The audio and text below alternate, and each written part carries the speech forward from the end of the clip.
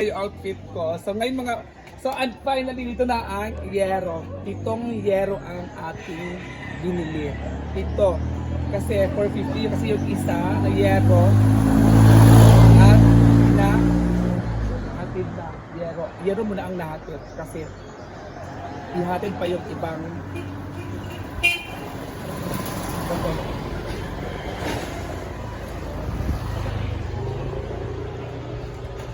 makapal. Ayan po si Ganon. So,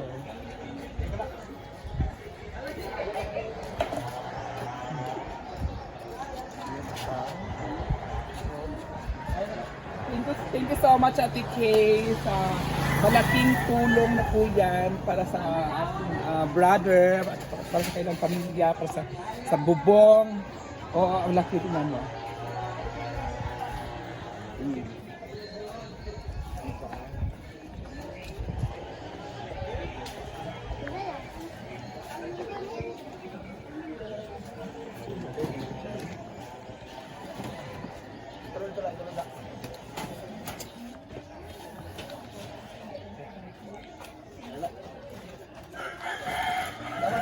Oh. Oh. Ini dia apa? Ito ni kabuk. Ha? Ito ni. Gali. Ito, wah. 1 2 3 4 5 6 7 na yero. Say thank you sa kay ano kay Ate Kay. Salamat Ate Kay.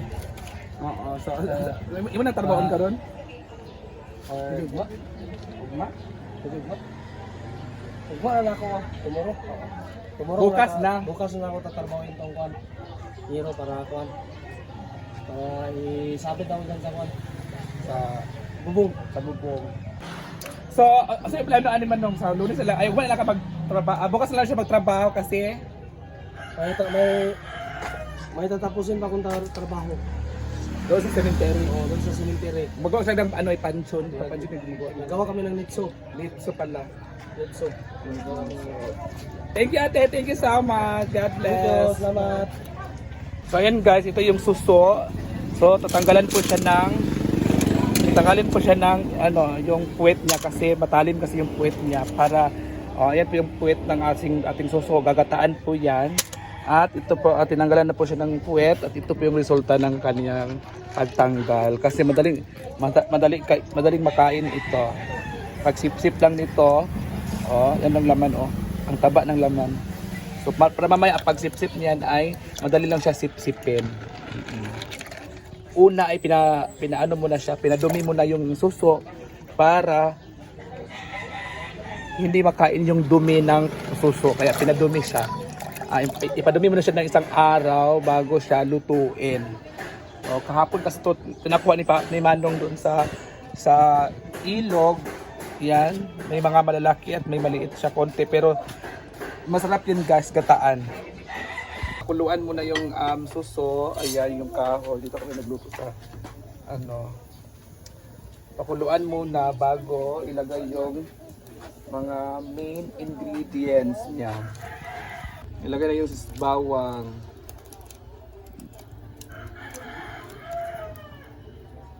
Pagkatapos ilagay ng bawang, ilagay din tong Coco Mama. Ayan po yung Coco Mama mga moms. So ilalagay din yan. Si Mano din ang nagluto.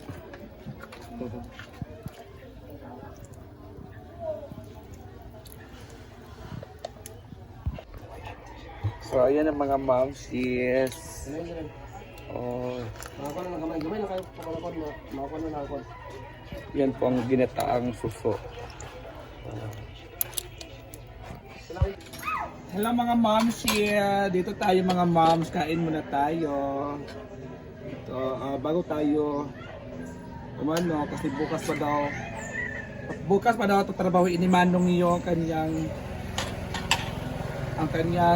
tawag dito, init pa na. Ang kanyang bubong kasi may trabaho siya ngayon So may trabaho siya ngayon. Ito yung ating ulam, suso. Ito ang suso. Ang sarap. Siyempre hindi mawala yung suso talaga. At may panghimagas tayo mangga. Ito yung panghimagas natin. Tapos may ginamos tayo.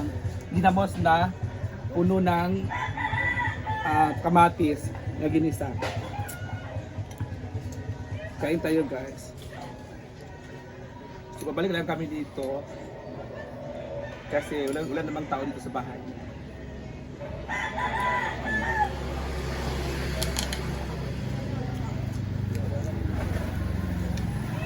Sino kumakain nito, Garo? Umin na. Sino kumakain nito ng ano? Suso.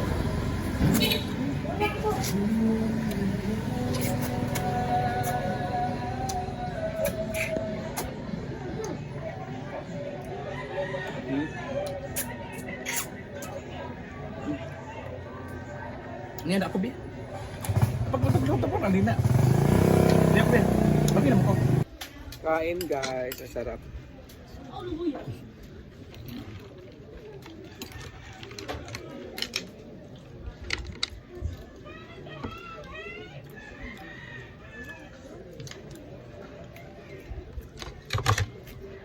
Pero sa ginamas yun. Good tayo, guys. Ang sarap ng suso. Pero sa ginamas yun.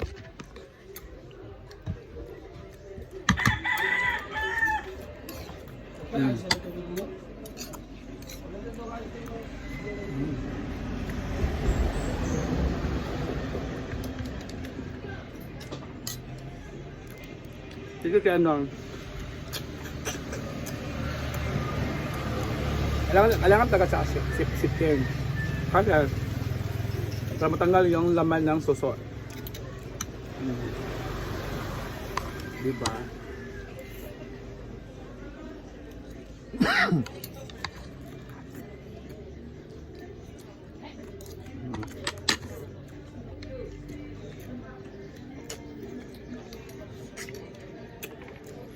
Kain tayo ga. Wala kasi upuan eh.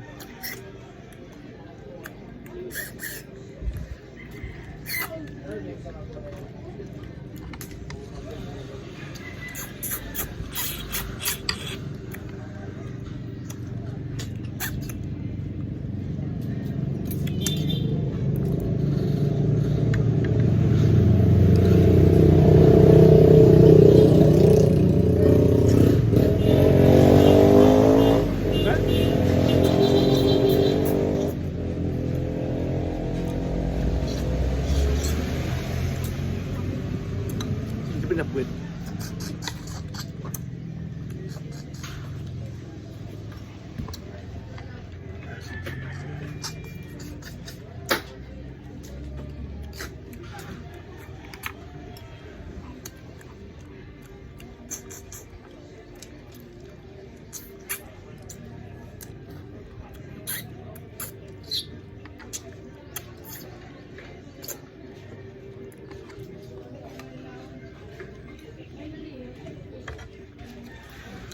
Kain guys.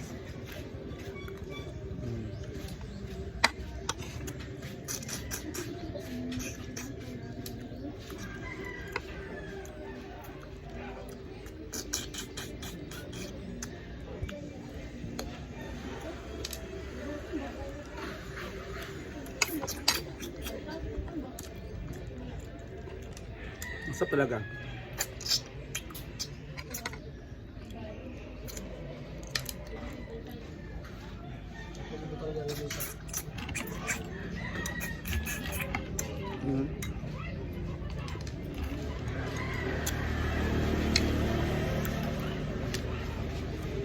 Masarap guys.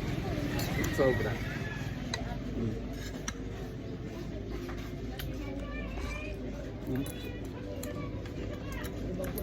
Wala lang.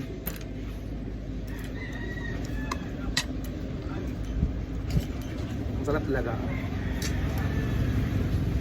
Baga ba? Gusto ko lang pasalamat sa ano. Sa ating din.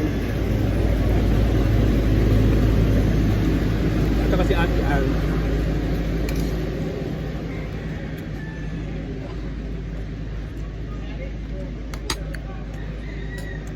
Sa school supply si Ate Al.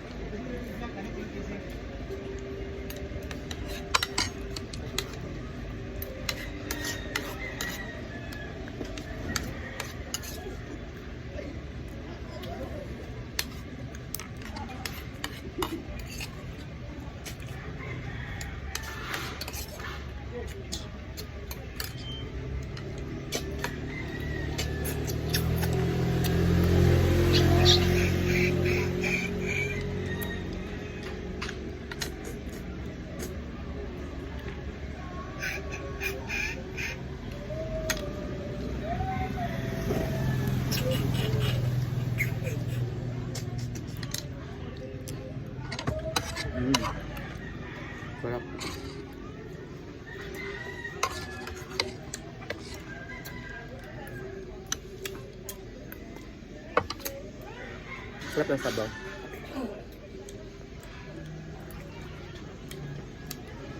Ang sarap talaga ng suso. Sobra.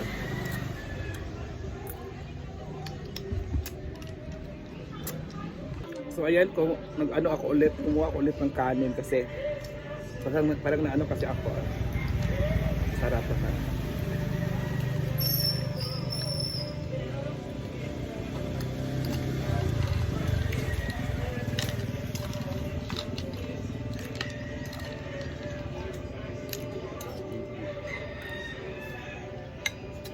Diba?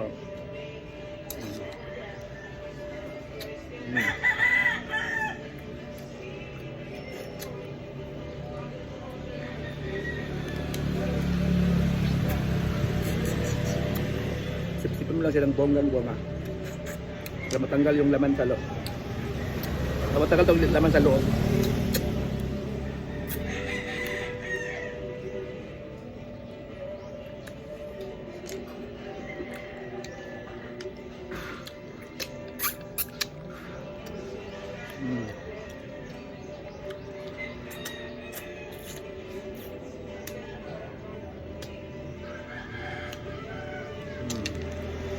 Diba?